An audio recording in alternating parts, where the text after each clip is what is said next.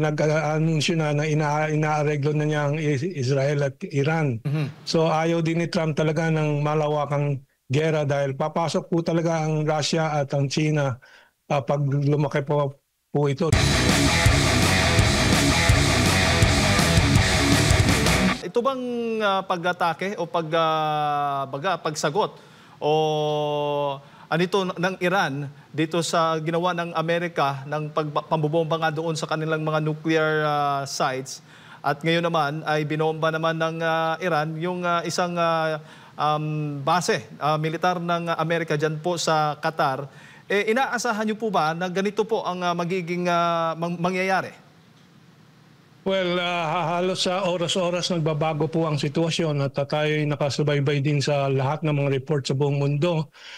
Dahil po yung ating mga basta't nakikita sa mga headlines, hindi po lahat po yan ay nagre-reflect ng mga nangyayari sa likod at ang mga totoong mga intensyon ng mga players po dito sa geopolitical activity or action, or some would say drama din, ano? Dahil po sa likod po nung halimbawa pagbabomba ni Trump sa Fordo at saka yung mga nuclear sites ng Iran, ay mapapansin po ninyo 2 araw na pong nakalipas, wala pa pong nadidetect na radiation leak. Ibig sabihin, hindi po tinamaan talaga yung mga essential equipment, kaya po kapani-paniwala yung claim na walang major damage po ang nangyari. At wala pong casualty report. Ang IAEA sabi wala ding radiation leak. So nabibigyan ng kaunting kapani-paniwalang verifikasyon yung mga sinasabi na ito ay isang geopolitical signaling lang ni Trump at testing ni Trump kung anong temperatura doon sa Iran, pero hindi po talaga desidido na makipaggera si Trump sa Iran. At yan din po ang masasabi natin ngayon sa sagot ng Iran. May balita na kapani-paniwala din naman na several hours before ditong attack sa Qatar, US military base, meron ng paabot ang Iran sa Estados Unidos na ito'y mangyayari. Kaya kinlear out po ng mga Amerikano, mga tropa po nila, at mapapansin po ninyo walang report ng casualty. 3 lang sa 6 na missiles ang tumama na intercept kasi nabigyan ng early warning ang Amerikano at ang Qatar. So dito po sa likod na ating pinag-aaralan kung ano talagang intensyon. At ngayong umaga lang po, just ito ay 6:31 p.m. Eastern Daylight Eastern Time, no, ng Forbes. So halos 1 oras lang nakalipas dito sa ating oras kasi we're around 12 hours behind ahead of the US.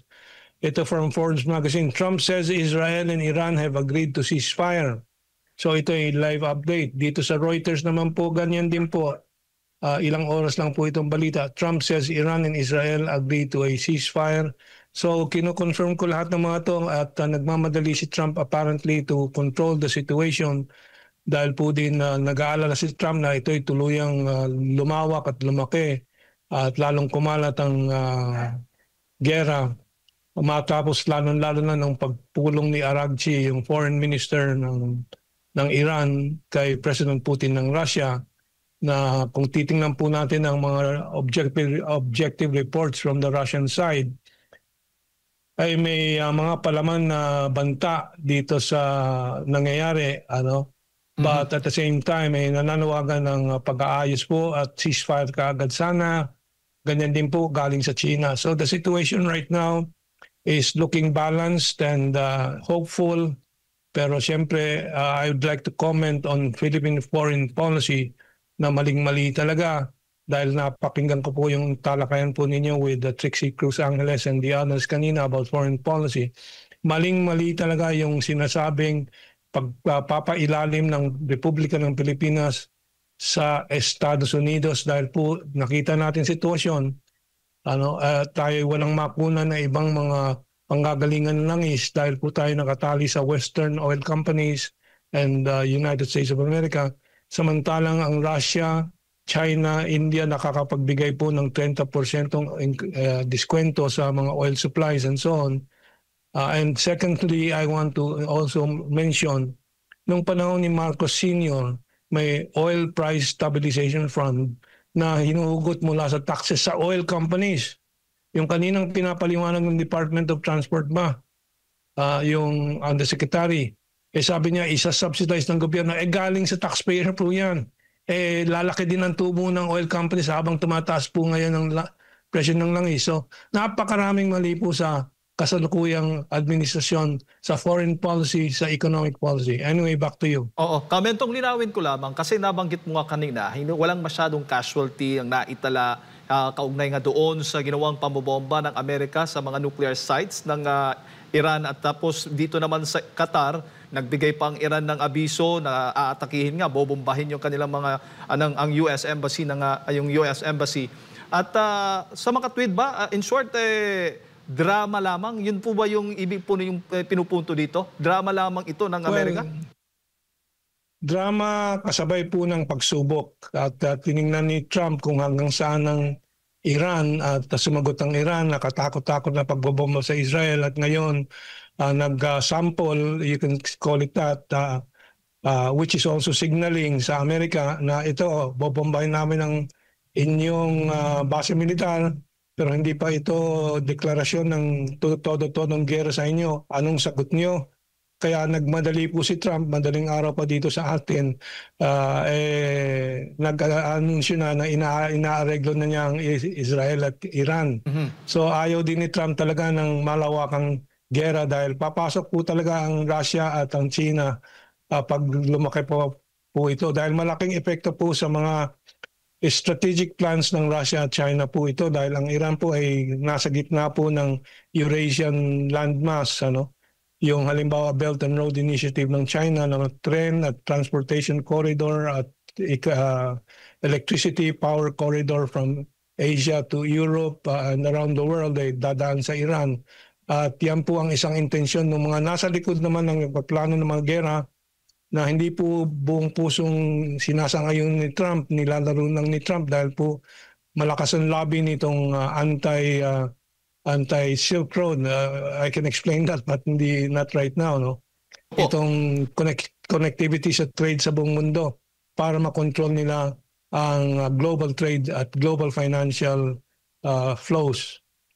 Yun po yung naging yun po ang sabi po nga ninyo, para makontrol ang global trade, yan po yung nakikita po ninyong dahilan kaya ginagawa ito ng Amerika, kaya siya nakikialam sa bangayan sa pagitan ng Israel at Iran. Exactly, yan ang intensyon dahil po sa 500 taon na po kontrol ng kanluran ng natatawag nating deep state, but that's a complicated situation, no? Pero yung deep state ng kanluran, hindi lang ng Estados Unidos, at yan po ay wrestling ni Trump din na hindi po siya madaig nitong deep state or this conglomerates ng finance, the defense industries, banking cartels and so on. Yun talaga ang nasa likod nitong pagkocontrol po sana na gusto nila ng global economy. At ang gera ay isa sa mga instrumento nila para ito yung kanilang kamit, itong control. Pero ito naman hinahamon ng bagong tinatawag nating global majority, yung Brazil, Russia, India, China, South Africa partnership na nagtatatag ng isang mas malawak at hiwalay sa dollar system na economic and financial system. Opo, kamentong in layman's term po para maintindihan po ng ating mga kababayan, paano paraan po nakakabenepisyo ang Amerika sa tinatawag niyo pa drama po o na ginagawa po ngayon? Well, halimbawa itong control ng Middle East oil, no? Pagka ang Amerika kasama ang mga kaalyado nila, British, France, and Germany for example, controls the Middle East and the geopolitics sa Middle East, no? Mapipigilan po nila yung Silk Road na tinatawag na train, transportation corridor, power corridor from Asia to Europe, yung transportation ng goods, communication. Meron din pong North-South economic corridor ng Russia at ang Iran. kung saan dadaan din ang trade nila na hindi na po kailangan dumaan sa dagat, and so yan po ang mga interest ng Estados Unidos at ng deep state po nito sa kanluran na pigilan. Habang sila ay may control, tulad nung nakarang isang daang taon, nakokontrol nila ang world oil market price, nasusuportahan nila ang petrodollar. Pag yan po ay mawala na ang control nila dyan, pati petrodollar, dahan-dahan na. Actually today, dahan-dahan na nawawalang bisa yung control ng Amerikano sa dolyar nila at bumababa na po ang halaga dahil po marami pong lumilipat na sa renminbi, Chinese yuan, and the trade in domestic local currencies, national currencies. So yun ang medyo less or more simplified explanation. Opo. Pero ano bang turing ng Amerika sa Iran? Kalaban ho ba talaga o kakampi? Ang Estados Unidos, may mga dokumentong nakalagay po na wala po silang papayagang hahamon po sa hegemony o control ng Amerika sa buong mundo. Ito ay nakalagay po sa ilang mga dokumento nila na siyempre ang Iran, ang Russia, China po ay magka-partner po. And so tingin nila hudling-hadlang po sa control ng Amerika itong Iran dahil po nasugpunan nila yung iba, yung Gulf monarchies, yung Saudi Arabia, Qatar, yung mga kaharian diyan ay kontrolado nila dahil sa sariling interest itong mga kaharian na ito. At yung axis of resistance itong nakaraang taon ay medyo na-control nila dahil nalimitan nila ang poder ng Hezbollah, ng Hamas and so on. Iran na lang ang huling kanilang hadlang po na full control ulit ng Middle East. At the same time, nagmamadali yung deep state ng Estados Unidos dahil ang target po nila ay lumipat po at malipat po nila ang kanilang military forces, 60% po ng US military forces to Asia. Pero inuubos nga doon sa Middle East yung mga military forces ng Amerika at sa Ukraine. Ngayon, nakafocus naman sa Middle East at mukhang maantala ng matagal ang kanilang paglipat po ng strategic forces nila dito sa Asia. Opo, pero kung tatanungin mo naman ng Iran, Kamentong, sa matagal na panahon, talagang anti-US sila. Well, Iran po ay tahimik na bansa for at least the past, I'm trying to remember, mga 200 years, wala naman po silang sinasalakay ng ibang bansa sa paligid po nila for many years, and it is a country of 90 plus million population, 60% Persians, 40% halo-halong mga ethnic groups. Ang mga Hudyo po ay peacefully living with the rest of the Persian population, wala pong problema po doon. Mga Christians nandun din po, so it is a quiet country.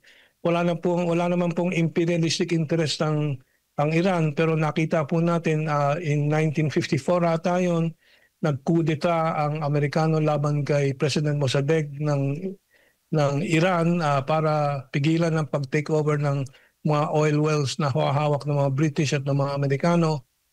In-install nilang Shah of Iran, nagrevolusyon naman nung I forget exactly what year ang populasyon ng Iran at nagdeklara ng Republic of Iran, Hanggang ngayon na yan din po ang umiiral na liderato po diyan. Na ang interest lang po ay mag-develop ng sarili nila to become what they think is their rightful place in history dahil po this is a 3,000-year-old civilization. So yun lang naman po ang layunin. Wala pong imperialistic interest ng Iran.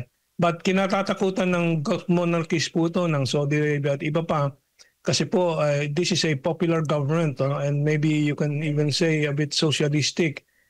But yan pong relasyon ng Saudi Arabia at ng Iran po ay inareglo na po ng China, I think 2 years ago if I remember correctly, at nagkaroon ng malinaw at mapayapang understanding na po ang Saudi Arabia at Iran. So gumaganda po ang relasyon ng Iran sa buong Middle East, pero Iran is still considered by the United States, by Israel, by the Western powers as the leader of the axis of resistance laban po sa pananakop ng kanluran sa Middle East or tinatawag ngayong West Asia.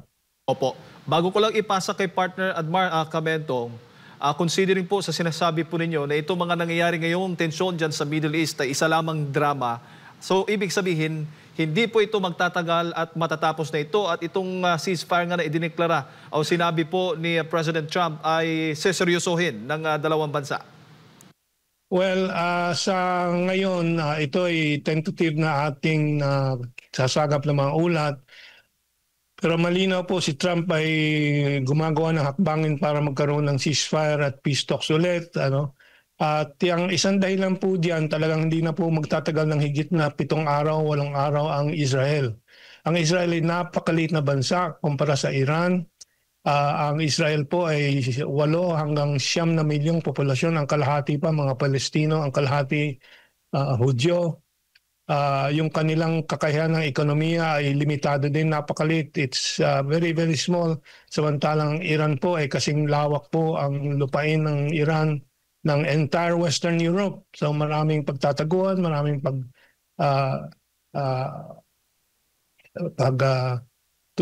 magagamit parang food growing and so on, so on. And so ang supply naman ng defensive missile, interceptor missile ng Israel ay paubos na po. It takes at least 12 interceptor missiles to try to hit one offensive missile.